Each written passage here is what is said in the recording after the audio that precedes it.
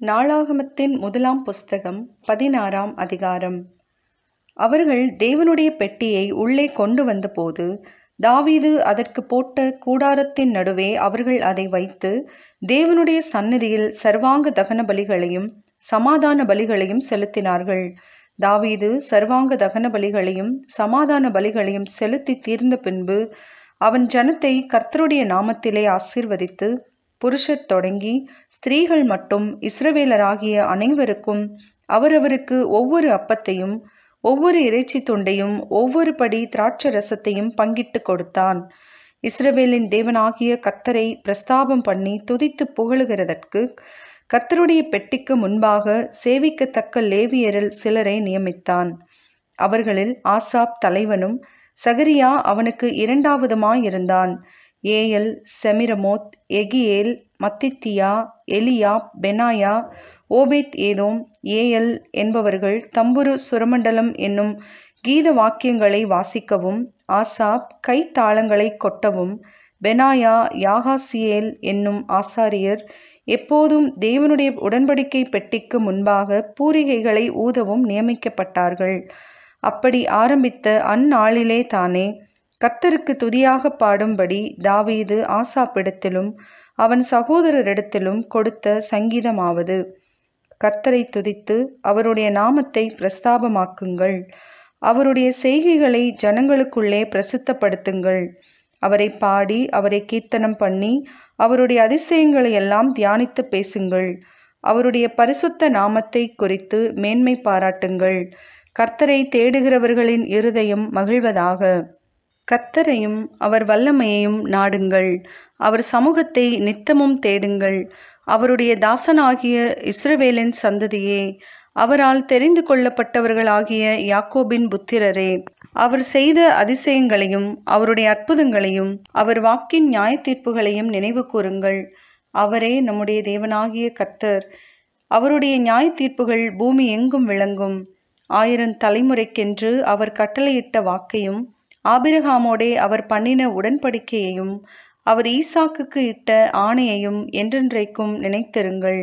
அதை யாக்கோபுக்கு பிரமாணமாகவும் இஸ்ரவேலுக்கு நித்திய உடன்படிக்கையாகவும் உறுதிப்படுத்தி உங்கள் சுதந்திர பாகமாக கானான் தேசத்தை உனக்கு தருவேன் என்றார். அக்காலத்தில் அவர்கள் கொஞ்ச தொகைக்குட்பட்ட சொற்ப ஜனங்களும் பரதேசிகளுமாயிருந்தார்கள். அவர்கள் ஒரு ஜனத்தை விட்டு மறு ஜனத்தண்டைக்கும் ஒரு ராஜ்யத்தை விட்டு மறு தேசத்தாரண்டைக்கும் போனார்கள். அவர்களை எடுக்கும்படி ஒருவருக்கும் இடங்கொடாமல் அவர்கள் நிமித்தம் ராஜாக்களை கடிந்து கொண்டு, தான் அபிஷேகம் பண்ணினவர்களை நீங்கள் தொடாமலும் என்னுடைய தீர்க்கதரிசிகளுக்கு தீங்கு செய்யாமலும் இருங்கள் என்றார். பூமியின் சகல குடிகளே, கர்த்தரை பாடி நாளுக்கு நாள் அவருடைய இரட்சிப்பை சுவிசேஷமாய் அறிவியுங்கள். ஜாதிகளுக்குள் அவருடைய மகிமையையும் சகல ஜனங்களுக்குள்ளும் அவருடைய அதிசயங்களையும் விவரித்து சொல்லுங்கள். கர்த்தர் பெரியவரும் மிகவும் துதிக்கப்படத்தக்கவருமாயிருக்கிறார். எல்லா தேவர்களிலும் பயப்படத்தக்கவர் அவரே. சகல ஜனங்களுடைய தேவர்களும் விக்கிரகங்கள் தானே. கர்த்தரோ வானங்களை உண்டாக்கினவர். மகிமையும் கனமும் அவர் சமூகத்தில் இருக்கிறது. வல்லமையும் மகிழ்ச்சியும் அவர் ஸ்தலத்தில் இருக்கிறது. ஜனங்களின் வம்சங்களே, கர்த்தருக்கு மகிமையும் வல்லமையும் செலுத்துங்கள். கர்த்தருக்கே அதை செலுத்துங்கள். கர்த்தருக்கு அவருடைய நாமத்திற்குரிய மகிமையை செலுத்தி காணிக்கைகளை கொண்டு வந்து அவருடைய சந்நிதியில் பிரவேசியுங்கள். பரிசுத்த அலங்காரத்துடனே கர்த்தரை தொழுது கொள்ளுங்கள். பூலோகத்தாரே, நீங்கள் யாவரும் அவருக்கு முன்பாக நடுங்குங்கள். அவர் பூச்சக்கரத்தை அசையாதபடிக்கு உறுதிப்படுத்துகிறவர். வானங்கள் மகிழ்ந்து பூமி பூரிப்பதாக. கர்த்தர் ராஜரீகம் பண்ணுகிறார் என்று ஜாதிகளுக்குள்ளே சொல்லப்படுவதாக. சமுத்திரமும் அதன் நிறைவும் முழங்கி நாடும் அதிலுள்ள யாவும் களி கூறுவதாக. அப்பொழுது கர்த்தருக்கு முன்பாக காட்டு விருட்சங்களும் கெம்பீரிக்கும். அவர் பூமியை நியாயந்தீர்க்க வருகிறார். கர்த்தரை துதியுங்கள், அவர் நல்லவர், அவர் கிருபை என்றும் உள்ளது. எங்கள் இரட்சிப்பின் தேவனே, நாங்கள் உமது பரிசுத்த நாமத்தை போற்றி உம்மை துதிக்கிறதினால் மேன்மை பாராட்டும் படிக்கு எங்களை இரட்சித்து எங்களை சேர்த்து கொண்டு ஜாதிகளுக்கு எங்களை நீங்களாக்கி அருளும் என்று சொல்லுங்கள். இஸ்ரவேலின் தேவனாகிய கர்த்தருக்கு சதா காலங்களிலும் ஸ்தோத்திரம் உண்டாவதாக. அதற்கு ஜனங்கள் எல்லாரும் ஆமேன் என்று சொல்லி கர்த்தரை துதித்தார்கள். பின்பு பெட்டிக்கு முன்பாக நித்தம் அன்றாடக முறையாய் சேவிக்கும்படி அவன் அங்கே கர்த்தருடைய உடன்படிக்கை பெட்டிக்கு முன்பாக ஆசாப்பையும் அவன் சகோதரரையும் ஓபேத் ஏதோமையும் அவர்களுடைய சகோதரராகிய 68 பேரையும் வைத்து எதித்தூனின் குமாரனாகிய இந்த ஓபேத் ஏதோமையும் ஓசாவையும் வாசல் காக்கிறவர்களாக வைத்தான். கிபியோனிலுள்ள மேட்டின் மேலிருக்கிற கர்த்தருடைய வாசஸ்தலத்திற்கு முன்பாக இருக்கிற சர்வாங்க தகன பலிபீடத்தின் மேல் சர்வாங்க தகனங்களை நித்தமும் அந்தி சந்தியில் கர்த்தர் இஸ்ரவேலுக்கு கற்பித்த நியாய பிரமாணத்தில் எழுதியிருக்கிறபடியெல்லாம் கர்த்தருக்கு செலுத்துவதற்காக அங்கே அவன் ஆசாரியனாகிய சாதோக்கையும் அவன் சகோதரராகிய ஆசாரியரையும் வைத்து இவர்களோடும் கூட ஏமானையும் எதித்தூனையும் பேர்பேராக குறித்து தெரிந்து கொள்ளப்பட்ட மற்ற சிலரையும் கர்த்தருடைய கிருபை என்றும் உள்ளது என்று அவரை துதிக்கவும் பூரிகைகளையும் கைத்தாளங்களையும் தேவனை பாடுகிறதற்குரிய கீத வாக்கியங்களையும் தொனிக்கச் செய்யவும் அவர்களுடன் ஏமானையும் எதித்தூனையும் வைத்து எதித்தூனின் குமாரரை வாசல் காக்கிறவர்களாக கட்டளையிட்டான். பின்பு ஜனங்கள் எல்லாரும் அவரவர் தங்கள் தங்கள் வீட்டிற்கு போனார்கள். தாவீதும் தன் வீட்டாரை ஆசீர்வதிக்க திரும்பினான். நாளாகமத்தின் முதலாம் புஸ்தகம் 17ஆம் அதிகாரம். தாவீது தன் வீட்டிலே வாசமாயிருக்கிற போது அவன் தீர்க்கதரிசியாகிய நாத்தானை நோக்கி, பாரும், நான் கேதுரு மர வீட்டிலே வாசம் பண்ணுகிறேன். கர்த்தருடைய உடன்படிக்கை பெட்டியோ திரைகளின் கீழ் இருக்கிறது என்றான். அப்பொழுது நாத்தான் தாவீதை நோக்கி, உம்முடைய இருதயத்தில் இருக்கிறதையெல்லாம் செய்யும், தேவன் உம்மோடு இருக்கிறார் என்றான். அன்று ராத்திரியிலே தேவனுடைய வார்த்தை நாத்தானுக்கு உண்டாகி, அவர், நீ போய் என் தாசனாகிய தாவீதை நோக்கி, கர்த்தர் சொல்லுகிறது என்னவென்றால், நான் வாசமாயிருக்க நீ எனக்கு ஆலயத்தை கட்ட வேண்டாம். நான் இஸ்ரவேலை வரப்பண்ணின நாள் முதற்கொண்டு இந்நாள் வரைக்கும் நான் ஒரு ஆலயத்திலே வாசம் பண்ணாமல் ஒரு கூடாரத்திலிருந்து மறு கூடாரத்துக்கும் ஒரு வாசஸ்தலத்திலிருந்து மறு வாசஸ்தலத்துக்கும் போனேன்.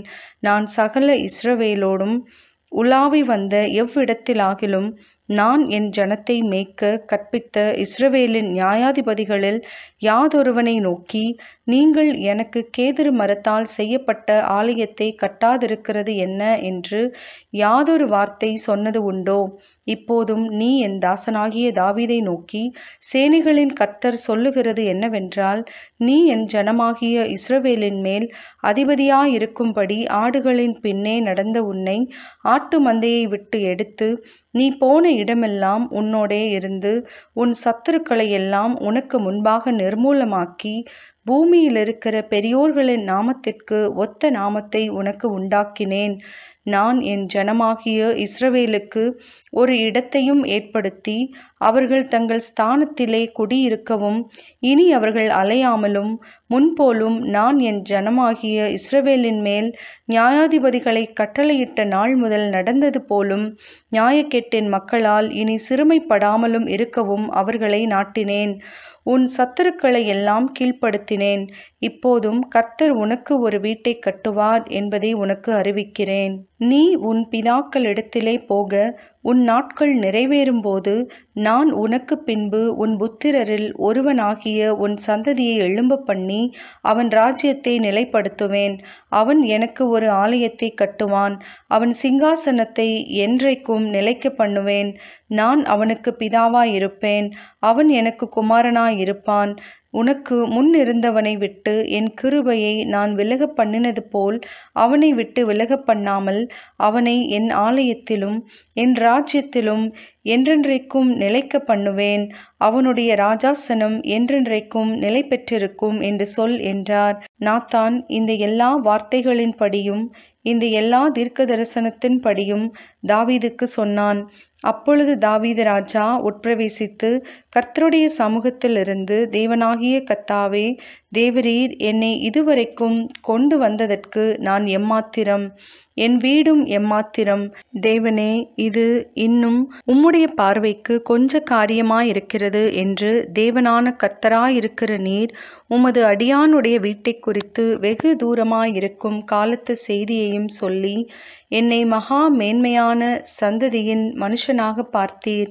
உமது அடியானுக்கு உண்டாகும் கனத்தை பற்றி தாவீது அப்புறம் உம்மோடே சொல்வது என்ன? தேவரீர் உமது அடியானை அறிவீர். கர்த்தாவே, உமது அடியானின் நிமித்தமும் உமது இருதயத்தின்படியும் இந்த பெரிய காரியங்களை எல்லாம் அறிய பண்ணும்படிக்கு இந்த பெரிய காரியத்தை எல்லாம் செய்தீர். கர்த்தாவே, நாங்கள் எங்கள் காதுகளால் கேட்ட எல்லாவற்றின்படியும் தேவரீருக்கு நிகரானவர் இல்லை. உம்மை தவிர வேறே தேவனும் இல்லை.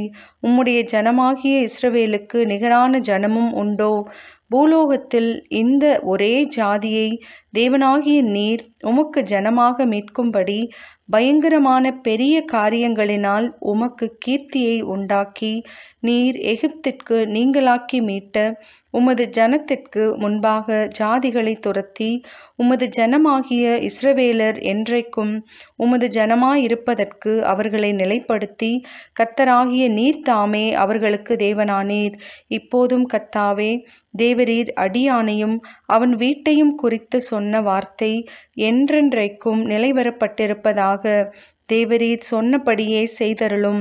ஆம், அது நிலைவரப்பட்டிருக்கவும் இஸ்ரவேலின் தேவனாகிய சேனைகளின் கர்த்தர் இஸ்ரவேலுக்கு தேவன் என்றும் உமது அடியானாகிய தாவீதின் வீடு உமக்கு முன்பாக திடமானதென்றும் சொல்லப்படுவதினால் உமது நாமம் என்றைக்கும் மகிமைப்படவும் கடவது. உனக்கு வீடு கட்டுவேன் என்று என் தேவனாகிய நீர் உமது அடியான் செவி கேட்க வெளிப்படுத்தினீர்.